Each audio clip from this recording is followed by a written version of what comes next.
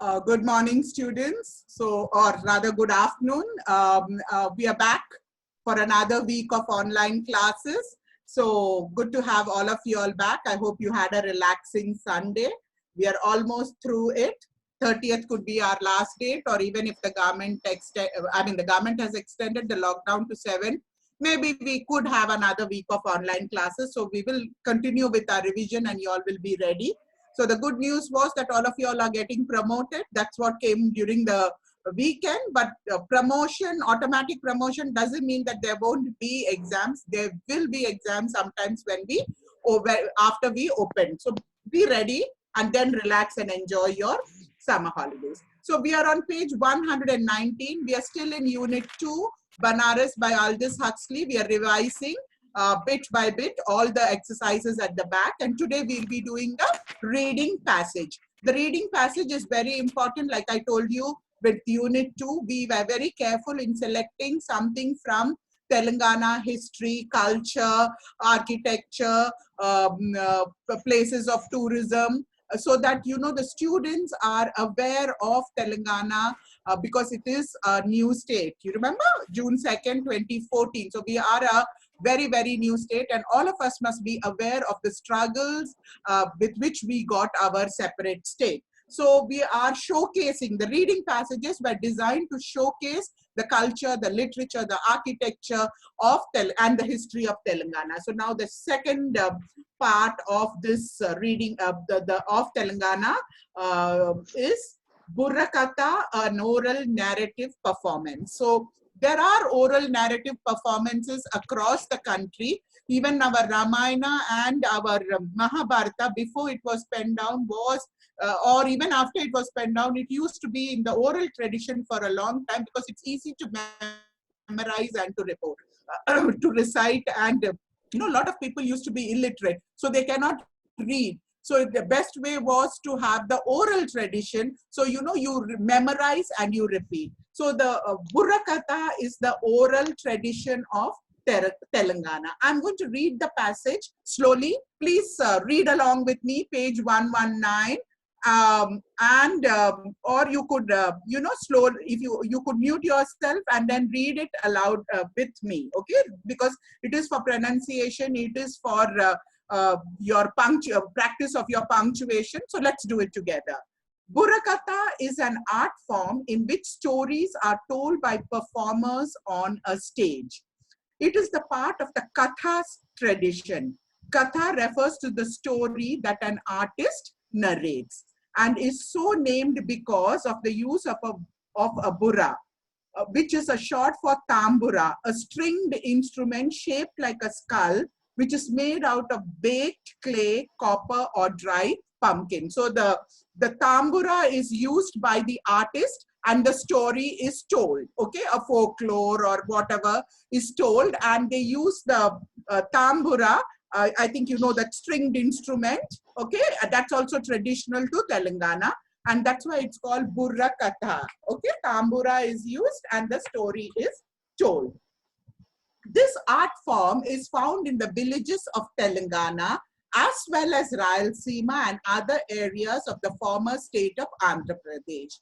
Its name varies from region to region. So you remember we were united Andhra Pradesh, and so usually these artists migrate from one village to another with their folk. So there are no boundaries for art. So it is possible that these artists moved from a village in Telangana to Rayalaseema to, they could be moving around. Every region has got this art form. All over India also, there is this oral tradition. And in Telangana, it is called Burrakatha. In Telangana, it can be called Tambura Katha or Sarada Katha, since many Telangana artists consider their stringed instrument to be the manifestation of Sharada, the goddess of learning. Okay, so these are the other names of Burrakatha. In the coastal areas of Andhra Pradesh, it is called Jangamakatha in Rayalaseema, and is called Tandana Katha or Sudulu in other places. Okay, so excuse my pronunciation of Telugu words. Okay, remember that I'm a Malayali, so it could be difficult for me to pronounce some of these words. Burakatha began in the form of songs sung by tribal people. Nomadic folklore or Kulla Puranam suggests the ancestors of one such tribe were cursed by the goddess Parvati to live a difficult life, constantly moving from place to place like nomads. Nomads is when they move from place to place. Since then, this tribe has been known as the Jangam, nomadic tribe. In the 12th century, they were greatly influenced by the saint called Basava of Karnataka. And eventually, they adopted Veerashaivism as their religion. Because they often relied on the charity of others for their livelihood, they created Burakatha as a means by which they could earn their living, retelling the stories of Lord Shiva. So do you see the history behind this? Okay, so they are Shaivites. They tell the story, the Burakathas narrate the stories of Lord Shiva. A performance consists of a story told by a team of 2 or 3 people who are often from the same family. So it is a family tradition. The main storyteller of the performance is known as the Kathakudu, and that person narrates the story to the accompaniment of the music produced by the tambura. Additionally, the Kathakadu wears anklets, andelu, and metal rings on their fingers to produce music as they dance. So there are finger rings and there are anklets and then the tambura. And then he moves around and there is music as he narrates the story. Okay. Additionally, the Kathakadu wears, the other performers assist in the telling of the story, playing small drums called gummeta or budki, and playing the role of either humorists, hasyakas, or political commentators, rajakyas. Okay, so the others, we said there are 3 of them along, right? So the others would play small drums, and they would tell some jokes to engage the audience, or they will make some political satire about what is happening in the area, so that, you know, there is news, there is humor, there is story, everything, because this was the form of entertainment in the ancient time. Like how when it's like our TV, you have the news, you have serials, you have music, everything, you know. So this Burakatha had little bit of humor, little bit of politics, little bit of what is happening in the society, and then the folklore was also told. And here you must remember about stories about Lord Shiva, because there is that Shaivite connection. Burakatha were very, at times they might interrupt the story to crack a joke or ask a question, to which the Kathakadu would respond. So it's not a monologue, it's a dialogue, okay? And the audience would interrupt, ask a question, then the Kathakadu, the main performer, would answer, he would crack a joke, he would throw a question to the audience. So it was like a community thing where the entire village took part in it. Burakatha is mostly performed during Dashara and Shankranti, with performance taking place in the evening. So all the work done, the villagers, the farmers, everybody, they maybe have an early dinner and then gather in an open place, and then this would start. This was the form of entertainment. They began with devotional songs before the Kathakadu introduced the story. So it also always in India, everything has a religious angle. So devotional songs, some songs praising God, and then the performance would start. The Hasikyas and the Rajakyas help in emphasizing the main points of the story to the audience, so that they do not lose track of the narratives. The stories performed tend to be based on history or mythology, and particularly the great epics of Ramayana and Mahabharata. Okay, so this is Burakatha. So this is what do you call a performance done in the villages by the nomadic tribes. You must know, because this is part of Telangana culture. Okay, this is the great oral tradition that has been kept alive for centuries. And if we have our Ramayana and our Mahabharata and all those great texts, it is because of these tribes that kept the oral tradition alive. And then it was penned down, and then the literate people could read. And even today in India, across India, pan-India, many of these oral performers are who are keeping our culture, our tradition alive. So please read it carefully. There were a lot of Telugu words, maybe which I mispronounced. Please excuse me for that. You all read it. You all know Telugu, so you will be able to do it better. So we will move on to the next unit of the revision, which is writing informal letters. Okay, students, we have done this informal letters earlier also, but today I'm going to show you a kind of a slide. So watch it carefully.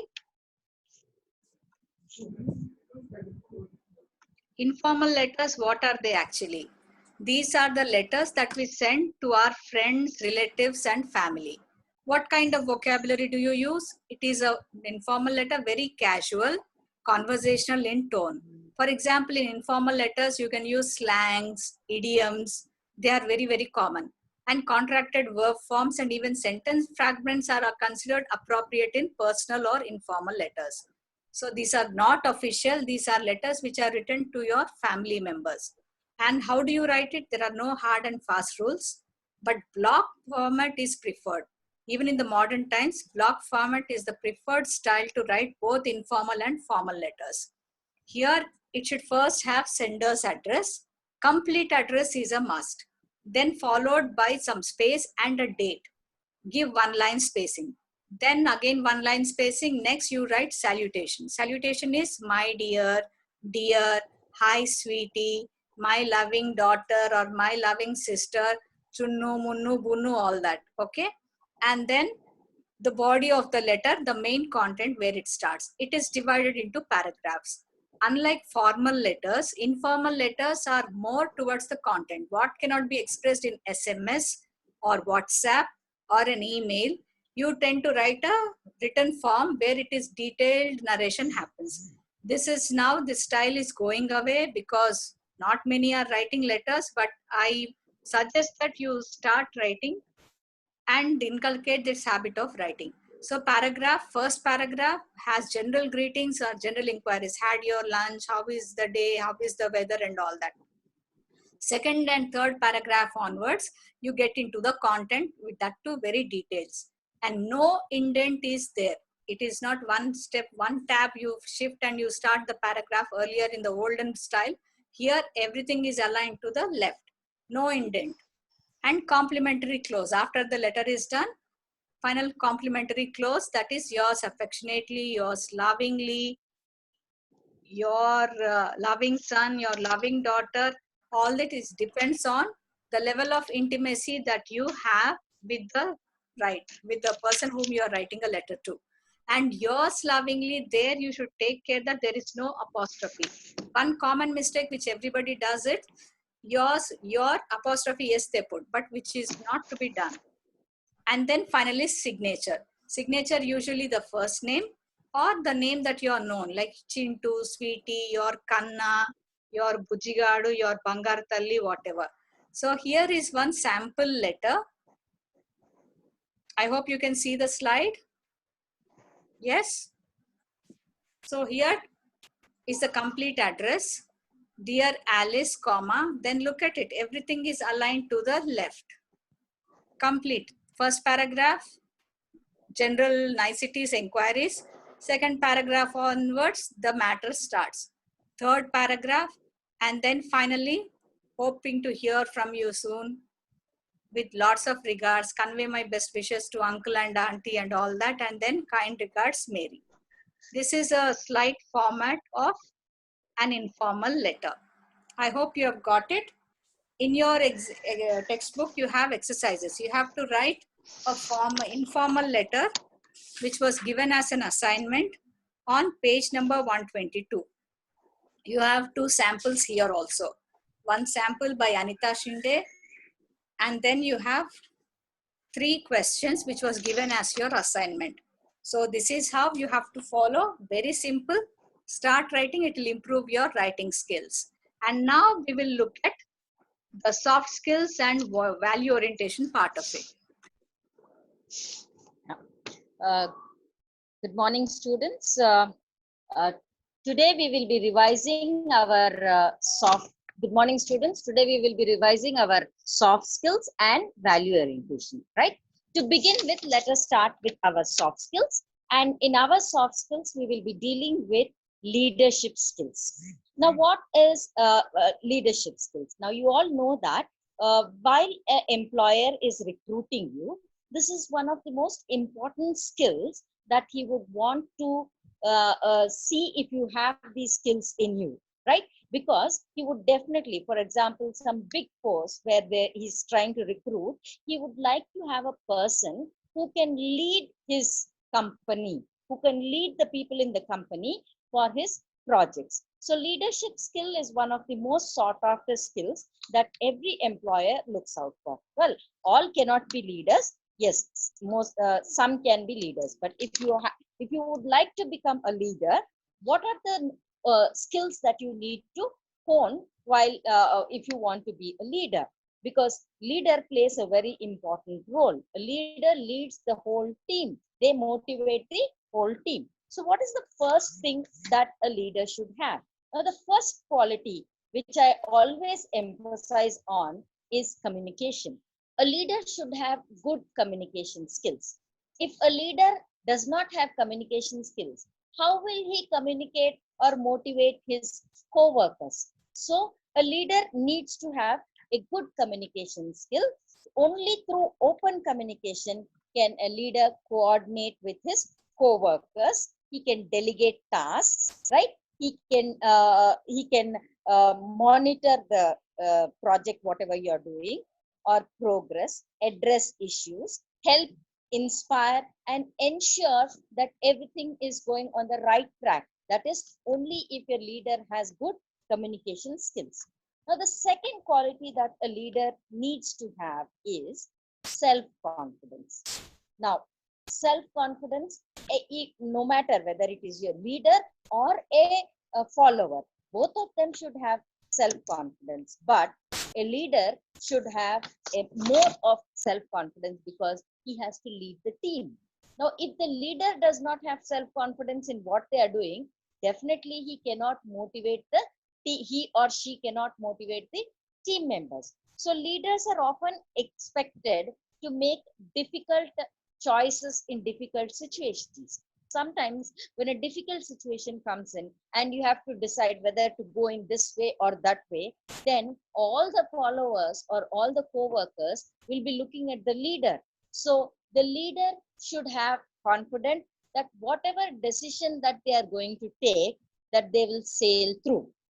Supposing the leader himself will say, we cannot do it, then the whole team will collapse. So a leader should have first confidence in whatever he is delegating the task to do. Only when he has confidence, the others can be motivated.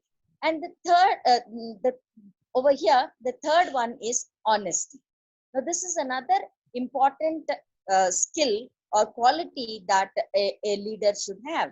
If the leader himself is not honest, then how can others depend on him?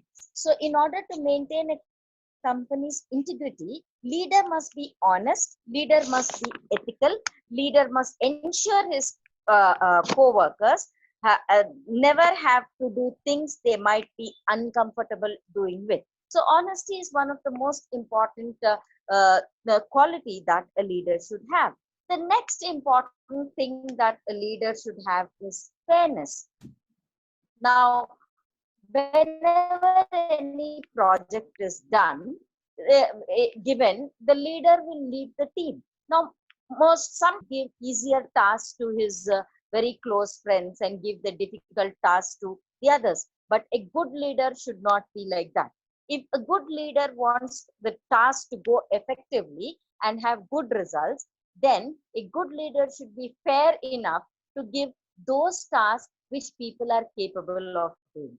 Supposing, say, if one person is not capable of, say, we are going, you are conducting an annual day, students are doing a freshers day party, right? So a leader will be there who will lead the team. Now he will give the task of anchoring to a person who cannot communicate.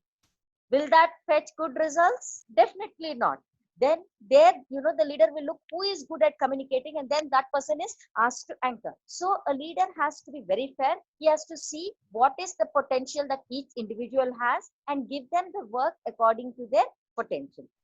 And the last and the most important quality that a leader should have is positivity.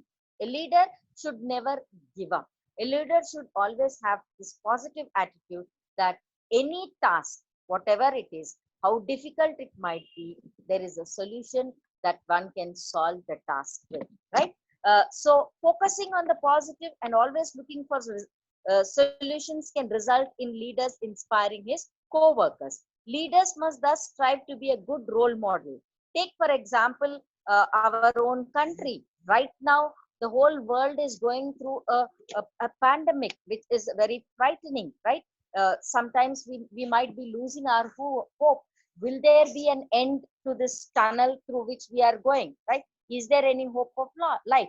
But look at India, our two great leaders, say our leader at state level, our chief minister and our prime minister, both of them are so positive in their attitude that they are leading the whole nation. And believe me, it is because of their leadership qualities, because of their positivity. The whole world is looking at India now as an example, because how beautifully we are able to handle the situation. Now, what could have been the success of whether it is our chief minister or our prime minister? It is their positivity even in this dark phase. Hum honge kamyab, right? This is what our positivity is. So these are some of the qualities that a leader should have. What are the qualities? Let us just brush up. The qualities are communication, self-confidence, honesty, fairness, and positivity. So this is what every leader should have. And these are the why is it that they have introduced this to you? Because these are the qualities that every employer would look out in a employee while he's trying to recruit. So try to have these qualities. Now, some of you might be having a doubt that all of us cannot be leaders. But yes, he will also look out for qualities, one who can follow a leader, one who has the open mind approach to follow someone who can lead you through. So you can be a good follower also. You can be a good co-worker also. All cannot be leaders, yes. But those who have this quality can polish your skills and become good leaders. So this is all about our soft skill. Now coming to value orientation. We have a very beautiful expression or proverb, what you say, that the pen is mightier than the sword. Now this expression is what they will ask you to explain this expression. Now, as I already told you, every expression or proverb that they give you in your exam, you should explain it with examples. So the expression pen is mightier than sword emphasizes that the power of pen is much larger than that of a sword, right? Which means the power of words are more powerful than the power of war, hatred, and violence, right? Now, books are considered as house of knowledge. In that sense, a pen creates and imparts something worthwhile into the readers. However, a sword or war brings nothing but violence into the world. So, in other words, what we understand through this expression is that warriors use sword and writers use pen as their weapons. Sword can cause pain and misery. On the other hand, pens are the source of joy, justice, and happiness. Writers influence men more than the fear of a sword. So, a human being is influenced more by words than the fear of a sword.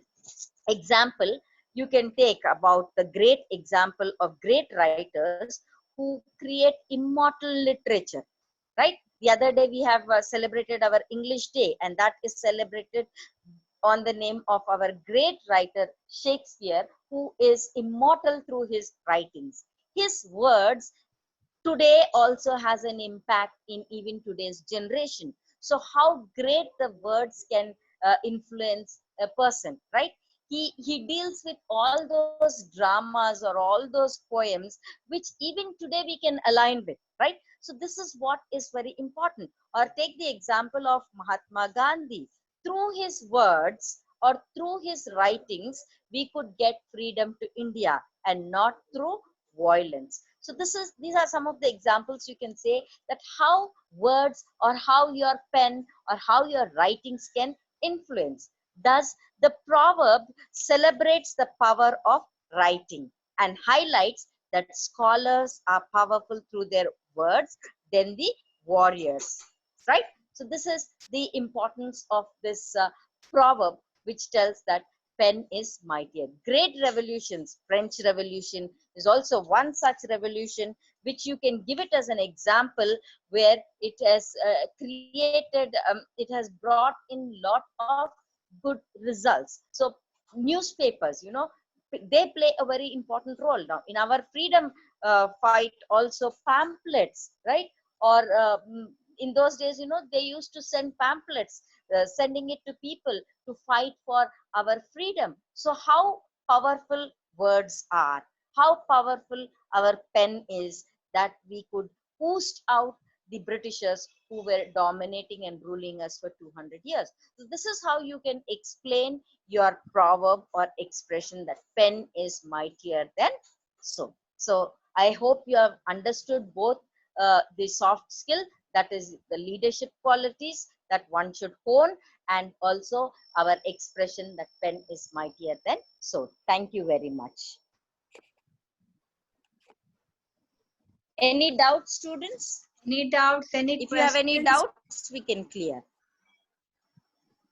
Any questions? Any doubts? Unmute yourselves, children. Ma'am, I have a doubt, ma'am. Who is Please. that? Yeah, tell me. Naresh. Tarang, ma'am. Tarang.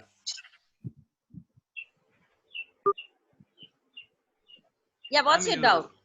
Ma'am, you said that in a salutation, we should not keep apostrophe s in yours. Yes, ma. Yes. What is the difference between keeping an apostrophe or not keeping it? Could you please explain? Apostrophe when you... Okay, Bangla ma'am, you explain. When you put apostrophe, it becomes the possessive pronoun, but here it is yours affectionately or sincerely. There you don't use an apostrophe. So whose books are these? They are yours. Possessive pronoun, that is different. And when you put an apostrophe, it can also be considered as a contraction. Your is. Okay, it's when you put an apostrophe, it apostrophe it's, it is. It can be expanded. So it is not your is. Yours, which is a possessive pronoun. Possessive pronoun, you don't use apostrophe. If you put an apostrophe, it is a contraction. Like we apostrophe re. We are. Yes. Short form is we are. Got it? When you're contracting, you put the single apostrophe mark. For Yes, ma'am. possessive Generally, Contraction. Yeah. contraction, That is you the- put it now. Actually, that's the rule. When you're writing a letter, you should never use those apostrophes, which every one of us make a mistake, right? Most of us, most of the students, we see that you'll have an apostrophe when you're writing your statement. So remember that it is used for possessive pronouns, right? When you put an apostrophe, it is yours is faithfully. Do you understand? Yeah. Okay. Yes. So this is yours, possessive. Okay. So yours faithfully. When you put an apostrophe, it is yours is. So that should not happen. So Yeah, yeah. That actually, should not they happen. say, no, English is a funny language, like Amitabh Bachchan said in Yeah. that movie. There are rules, and then there are so many things that you just need to imbibe on your own kind of thing. Any other doubts? No, madam. Okay, ma'am. Thank you so much. Shall we? Nazia, congratulations, Nazia. What is it? What is She it? passed in all. Congratulations. They have applied for She has evaluation. cleared. Thank you, And ma'am. she has cleared. Oh, Keep up the spirit, okay? Keep up the Very spirit good, and very keep good, learning, good. right? We are Thank so you, happy ma'am. for you. We are so happy Thank for you. you. While Anybody doing else? Nazia, they all cleared. Even Vaishnavi, ma'am, even Vaishnavi cleared her subject. Or in the revaluation, is it? Yeah, Oh, yeah. Great. Always, in case you are having any doubts, if it is 5 marks here or there, please send for revaluation always. You're in the first year, because you know that grace marks is always given to the children. So don't, just for that little money, do not send your paper for revaluation. Send it for revaluation. So you know you get that benefit and you don't have backlogs. Okay. So All right. that's We'll it, see Ma, you for tomorrow. today. We'll meet tomorrow Okay, then. ma'am. Okay, same Okay, ma'am. time. What topic will message you? Kite maker. We are will do giving you kite some more time, so have your lunch and join your other classes, right? Okay, madam. Have your Okay, lunch. good Huh? day. Stay Have a home. nice day. Have a Bye-bye. good day. Have a safe day. Don't go Ma'am, out. Okay, ma'am. Thank you, ma'am. Bye. Nazia, are you fasting, Nazia? Yeah, yes, ma'am. Faiza, So take Nazia, care. Imran, they're all Take fasting. care, Faizia, Nazia. All of you all, wish you all a happy holy month of Ramzan. Thank Take you, ma'am. care. Thank you, ma'am. Take A care. lot of those Right, children take know. care. I mean, you must be hungry and all. Okay, do your fast Yeah. properly. Pray that the COVID-19 goes Pray, away. pray, quickly. pray to God that this COVID-19 goes away, right? Because Yes, ma'am. God I mean, listens to fasting prayers.